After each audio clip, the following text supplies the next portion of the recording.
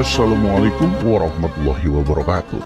Semoga semua kebaikan terlimpah kepada kita semua. Amin ya rabbal alamin. Di dalam masa pemerintahan Raja Harun ar-Rasyid, ada seorang penjabat kerajaan bernama Zalim. Si Zalim ini sudah menjadi pejabat kerajaan sudah cukup lama. Bisa dibilang dialah seniornya dalam lingkungan kerajaan. Karena merasa dirinya yang paling berpengalaman, ia pun tak segan-segan menghalalkan segala cara untuk mendapatkan apa yang diinginkannya. Dan tak jarang juga, ia menjadi aktor utama dalam menentukan peraturan-peraturan yang menguntungkan para pejabat kerajaan.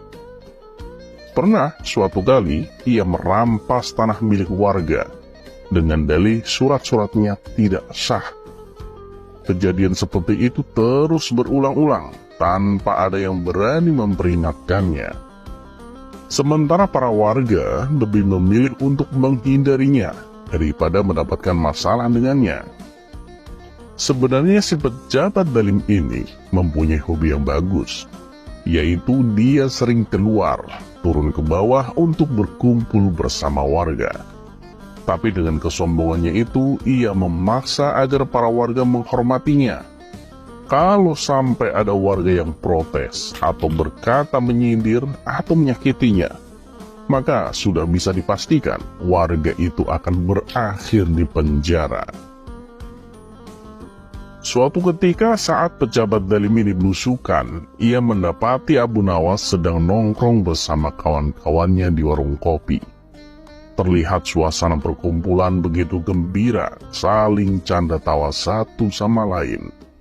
Hal itu menarik perhatian pejabat zalim, dan timbul keinginannya untuk menghampiri Abu Nawas dan rombongan. Ketika pejabat zalim itu sudah di samping Abu Nawas, suasana menjadi hening. Semua kawan-kawan Abu Nawas terdiam, takut dengan si zalim. "Oi, menurut kalian, aku sama para menteri istana lebih hebat mana?" tanya pejabat zalim dengan menyombongkan diri. Ia memang sering memberikan pertanyaan-pertanyaan sejenis ini kepada warga yang ia temui, dengan harapan mendapat jawaban yang mengunggulkan dirinya, menyanjung dirinya. Sementara kawan-kawan Abu Nawas hanya terdiam, tidak menjawab pertanyaan si pejabat. Mereka takut jika nanti kalau sampai salah bicara, mereka akan dipenjarakan oleh si pejabat zalim. "Woi, ditanya kok diam aja. Lebih hebatan mana, aku apa para menteri istana?" tanya pejabat zalim dengan agak membentak. Abu Nawas yang memang kesehariannya membuat junjungannya, Raja Harun ar-Rasyid, selalu merasa senang, kemudian berkata, "Tuan pejabat, izinkan saya menjawab. Anda dengan para menteri istana tentu jauh lebih hebat Anda, Tuan." Mendengar pengakuan Abu Nawas, si pejabat zalim itu pun merasa kegirangan. Kemudian ia bertanya lagi, "Lalu apa alasanmu bilang kalau aku lebih hebat daripada menteri istana?" "Kan kalau Anda dekat dengan warga, Tuan. Anda sering belusukan, menyapa warga. Sedangkan menteri istana, mana pernah mereka turun ke lapangan?" jawab Abu Nawas. Semakin girang pejabat zalim itu dibuatnya oleh Abu Nawas. Tapi tak hanya sampai di situ, ia kemudian bertanya lagi, "Nah, kalau aku sama Raja Harun lebih hebatan mana? Aku atau dia?" "Oh ya jelas hebatan tuan pejabat lah. Tuan pejabat kan membuat segala peraturan. Sedangkan Raja Harun kerjanya hanya duduk-duduk di singgasananya saja," jelas Abu Nawas. Bertambah girang si pejabat zalim itu. Karena belum merasa puas, akhirnya ia menanyakan satu pertanyaan lagi kepada Abu Nawas. "Bagus kamu.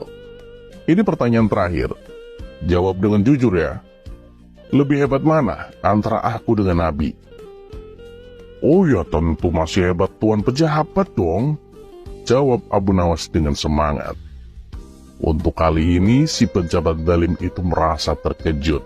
Ia tak menyangka dengan jawaban yang dilontarkan Abu Nawas itu. "Loh, kok bisa begitu? Apa alasannya? Tanya si pejabat zalim dengan ekspresi terkejut. Tanpa pikir panjang, Abu Nawas langsung membalas. Ya bisalah Tuan, kalau Nabi kan selalu takut dengan Allah, sedangkan Tuan sudah tak pernah lagi takut sama Allah.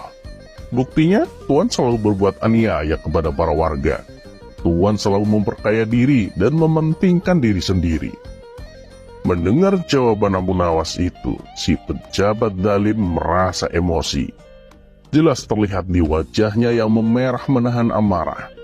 Tapi ia tak bisa berbuat apa-apa, karena ia tahu bahwa Abu Nawas adalah tangan kanannya Baginda Raja Harun ar-Rasyid.